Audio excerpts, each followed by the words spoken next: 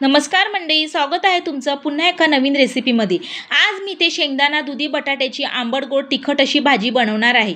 इथे मी शेंगदाणे किमान 2 ते 3 तास तरी भिजत घालून ह्यात दुधी आणि अशा प्रकारे बटाट कट करून घेतलेला आहे। चिंचेचा कोळ, शेंगदाण्याचे कूट, जगभराचे मसाले, गूळ, 2 मोठे चॉप केलेले कांदे, कढीपत्ता आणि हिरवं वाटण म्हणजेच लसूण, आलं, मिरची, खोबरं, कोथिंबीर याचं।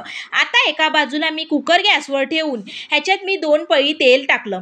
मग ह्यात मी राई जिरं टाकून व्यवस्थित असं हे राई जिरं तडतडू दिलं।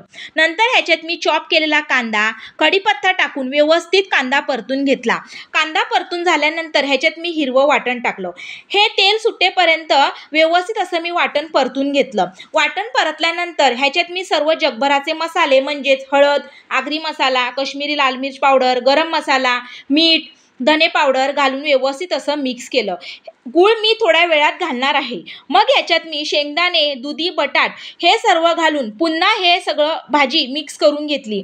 ही भाजी व्यवस्थित अशी मिक्स केल्यानंतर ह्याच्यात मी चिंचेचा कोळ, शेंगदाण्याचे कूट, गूळ घालून पुन्हा मी भाजी अशी मिक्स करून घेतली। ही भाजी अशी व्यवस्थित मिक्स केल्यानंतर ह्याच्यात मी फक्त 1 ग्लास पाणी टाकून व्यवस्थित असं झाकण कुकरचं बंद केलं आणि 2 ते 3 शिट्ट्या घेतल्या।